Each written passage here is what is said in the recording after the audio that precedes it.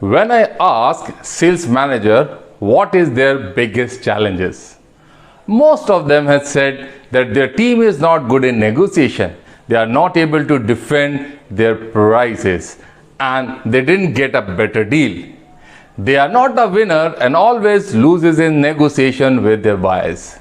If you also think that you or your team is not good in negotiation, or you also think that negotiation is a winning or a losing game, if you want to understand the myths of negotiation, then watch this video till the end.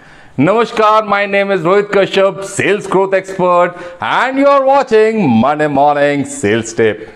Today in this video, I am going to share you the myths and the conceptions of negotiation. If you are on this video, then please don't forget to like and subscribe our channel Resilient Rohit for more such sales secrets. Let's start. There are many myths and half-truths that have gathered around the topic of negotiation. Mindful negotiations have heard those myths, but they have learned that the first step in becoming a successful negotiator is to evict them, yes, to debunk them, and approach a negotiation from the shop floor to the boardroom in a pragmatic, straightforward, and a reasonable manner. Misconceptions and myths about the negotiations around just as they do in any trade. Blind belief in several of the main negotiation myths can ultimately harm the negotiation and prevent the process from being successful. This video is inspired from an article published by Program on Negotiation by Harvard Law Schools. So here are the 5 myths. Here are the 5 myths, and a mindful negotiator have to overcome them. Let's start with descending order number 5. If you have a power, there is no need to negotiate. Yes, this is your way, my way, or a highway kind of style. Lucky you if you are like this. Or it may be seem, but no one relish working with a leader who manages by authority, and few leaders are looking for a robotic group of workers to mindlessly carry out their commands.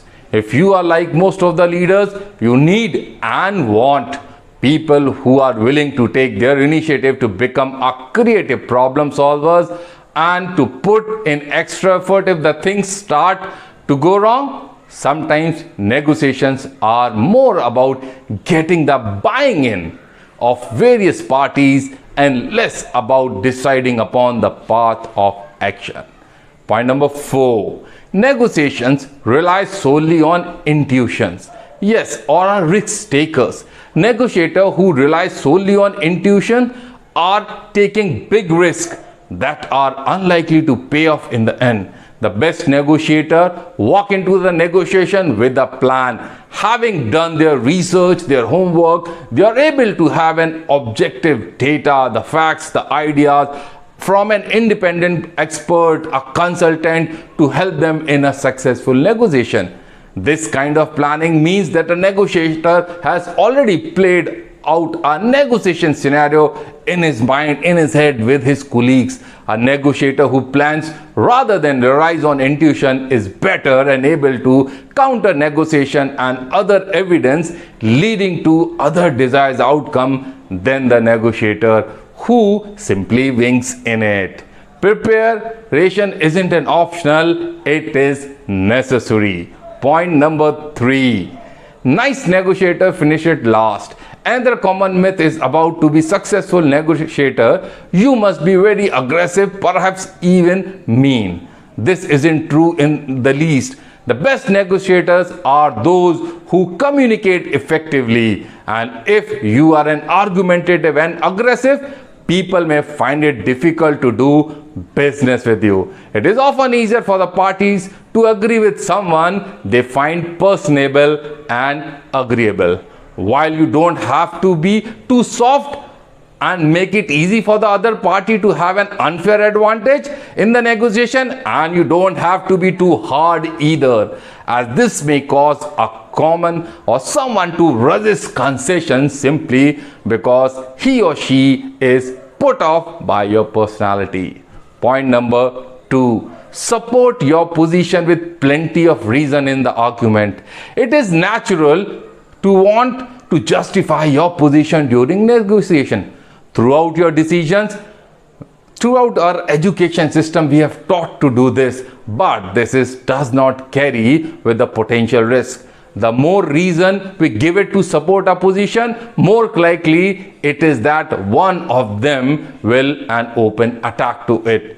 Huth-White research shows that skilled negotiation give far fewer reason than their average colleagues. They put one good reason and stick to it. If the other party is unable to undermine this argument, there is no need to advance for any other. So if you need a solid reason of your stance, and put it and stick to it.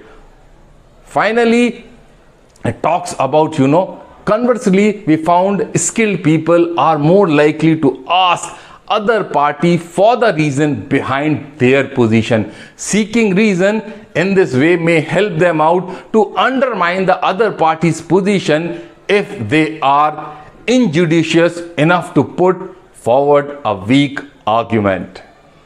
Finally, number 1 myth.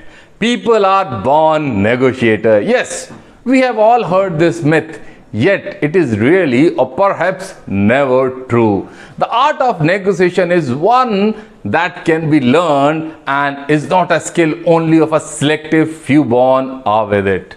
The best negotiators are those who get feedback and practice their skills. Education and social environment can have a great impact on negotiation skills. Formal classes and other kinds of negotiation training can also help to develop these skills. Even if people have a different level of initial capability when it comes to negotiation, everyone has a potential to become a better negotiator. Never fear to negotiate, no matter how great the differences are. It is impossible for both the parties to recognize where and how an agreement can be made without understanding the process of negotiation. The final outcome only becomes apparent after extended discussions. Negotiating fear can create enormous pressure on you and impact your success. Never get panicked into a final agreement by a time deadline. It is easy to fall into a time trap. Be skeptical about the deadlines. Most of them are negotiable. If you make an error in coming to an agreement, don't be afraid to admit it. Maybe it is an error of judgment or a mistake of some fact or statistics. Whatever it is, it can be impact your final agreement. Deal with errors promptly. Admitting such mistakes takes courage, but immediate corrections are essential a satisfying agreement. Remember, negotiation is not a contest. Don't shy away from the negotiation just because you are afraid of making a mistake or doing poorly. With a little effort and a good negotiation skills, a better agreement can be found for both parties at the same times. Please do comment what did you like most in this video and what are the other topics you want I should make a video on. I hope that you have enjoyed this video. If yes, then please give a like and a thumbs up, and if you don't, then dislike it. But make sure to subscribe our channel Resilient Rohit and ring the bell to get the notification whenever we upload our new video. Please share this video with your family, friend, colleagues as much as you can, and also with those whom you think can be benefited. See you next Monday. Till then, happy selling. Sharing is caring.